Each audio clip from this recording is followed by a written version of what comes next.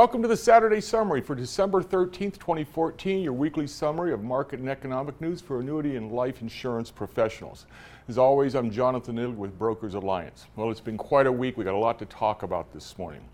This week saw an acceleration in the drop in the price of crude oil, with the expected contagion just beginning to work its way through the global financial system. Now, at the closing bell on Friday, the S&P 500 index had posted a weekly loss of 3.52%. The Dow had its worst week since 2011, with a weekly decline of over 3.7%. The broad NASDAQ Composite lost 2.66% for the week, and the Russell 2000 index posted a weekly decline of 2.54%, putting it back in the red year to date. Now, the carnage in Europe was even worse. The EuroStoxx 50 index declined by 6.4% this week. Now, as of press time for the summary, crude oil futures were declining by another 4%, and S&P 500 futures were down another 1.5%. Dow Jones futures were down over 1.7% again at press time. This does not bode well for next week. Now, of interest on Friday afternoon, as the broad indexes were continuing their decline, was the lack of apparent attempts in intervention on the part of the central banks or other large, big investors. The VIX, that is the preferred method of choice for direct intervention, went into a nearly straight line rise of over 9% and closed over the 21 level. Similarly, there were no Federal Reserve bankers trying to burst the trend with hints of future stimulus, as we saw in the October correction. The markets wondered, where in the world is James Bullard? Well, many people wonder why declining oil prices are bad for the financial markets as they translate into less expensive energy. Well, the answer lies in how dependent upon oil prices in key sectors of both the equity and the bond markets. Now, energy is the largest sector of the high yield, also known as the junk bond market. It is the second largest sector in the investment grade bond market, and it is the third largest sector in the S&P 500 index. Thus, declining oil prices affect the overall financial markets more in the short and medium term than do the positive effects of lower energy costs. Now, we see this initial effect, and it's only initial now, showing at this chart here, showing the steep increase in energy bond risk, which basically translates to less money available to small and medium energy companies as the cost of that money in the junk bond market skyrockets. Now, as the price of crude oil falls, it makes extraction less profitable or even unprofitable, especially for U.S. and Canadian shale oil production, which have to have a certain price to be feasible. Now, this chart shows the break-even price per barrel for selected small and medium-sized shale oil producers. Now, it's feared and expected that this is just the beginning, and it's already having negative effects not just on energy companies and bonds, but the high-yield bond market overall, as the overall high-yield bond spread, that is the additional interest demanded over investment-grade bonds to account for greater risk, increased dramatically this week. Now, as our subscribers know, the high-yield bond markets, before this oil shock, have been flashing warning signs about the stock markets for weeks, and these recent events make those warning bells even louder. Now, this oil shock is the result of decreasing demand while crude oil production has been increasing. And only increased demand or reduced production is likely to reverse it. And neither of these are likely to happen. The Saudis have made it very clear they're not going to reduce production, and there's no reason to think that the Venezuelans or the Russians or, frankly, any of these other countries that are dependent upon oil are going to do so. Now, the global economy has been slowing for some time, as we've oft reported in the summary. So the only thing that seems able to give is U.S. and Canadian shale production. This is because it's so expensive to produce relative to, for example, Saudi oil, with the negative effects upon the U.S. economy, jobs, banks, and therefore ultimately the stock markets as well. Hang on to your hats. Now let's check in with our friends at Gebhardt Group and 401k Masters. Hey, Matt, what's your take on all of this? Good morning, John. Thanks again for having us on this week's Saturday Summary. My theme this week is a Navy SEAL's credo that talks about the two kinds of pain in the world, the pain of discipline and the pain of regret. If you exercise some discipline today, you can avoid the awful pain of regret down the road. Failure to exercise discipline opens us up to this pain of regret.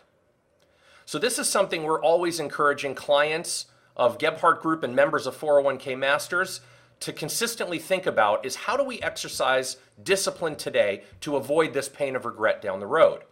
Now, with the current state of oil prices on their downhill slide approaching nearly $60 a barrel, the media and the markets have reacted negatively to this, yet I'm going to encourage our Saturday Summary viewers to look at this as an opportunity to exercise some discipline today.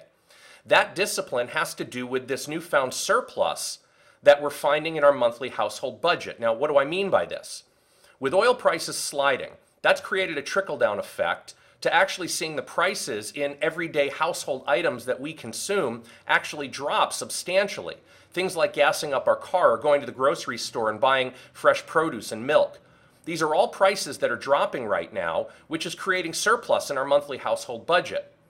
So how do we exercise discipline with this newfound surplus? Well, we could choose to spend the surplus on meaningless stuff, material things, extra dinners out, things that we really don't need but choose out of comfort. Well, I can tell you firsthand that those behaviors and those choices will only lead to the pain of regret.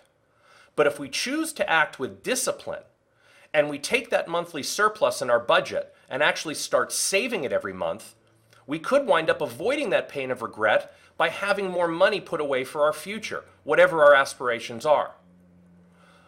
Although our indicators are still showing red in the energy sector, there is no doubt in my mind that the demand for global energy over the long term is nothing short of massive. So with prices being as beaten down as they are, one idea for summary viewers to consider is to encourage their clients to go out and make monthly systematic investments, or what we call dollar cost averaging, into the global energy sector. And if prices continue to fall, John, well, then that just means that our monthly investments will continue to accumulate more shares. And if over time those shares appreciate, we will truly feel grateful for the choice we made to apply discipline today rather than ignoring discipline and living with a whole bunch of regret in the future. That's all from here, John. Have a great weekend. Back to you. Thanks as always, Matt. Well, in other news, the yield on the benchmark U.S. 10-year Treasury Note closed Friday at 2.09%. This is a drop of 31% since the start of the year. Now, as our subscribers know, with sovereign bonds, the yield decreases, demand for these safe haven bonds increases.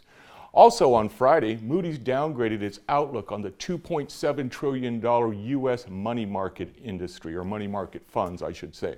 The rating service's outlook was lowered to negative from stable. Per Moody's, the outlook downgrade is based upon their view that 2015 will have a very difficult money market condition, citing, quote, an ongoing supply and demand imbalance, low to negative net yields of these funds, and elevated asset flow volatility, end quote.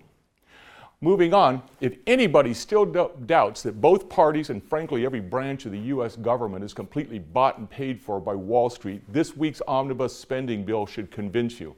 Now, to quote from the article at page 11, quote, the current iteration of a $1.1 trillion spending bill designed to avert a U.S. government shutdown is excellent for Wall Street, which is counting on the legislation to help it roll back some of the more restrictive regulations imposed after the 2008 financial crisis, end quote. In a nutshell, the Dodd-Frank bill said that banks cannot trade risky derivatives in entities that are insured by the FDIC, therefore the taxpayers, a rule that the banks want changed. Now, again quoting from the article, quote, the bill included regulations designed to prevent the cascading effects of derivative calls like the ones that threatened to spread insolvency through the financial system in 2008, and to reduce the risk that taxpayer funds would be put toward bank bailouts in the future, end quote. They continue with, quote, a bill essentially written by Citigroup lobbyists to create large exemptions in the rule. It turns out that the same language was slipped into the current spending bill, end quote. So, what is the notional value of these derivatives that this bill will allow to continually to be backstopped by U.S. taxpayers? Only about $303 trillion.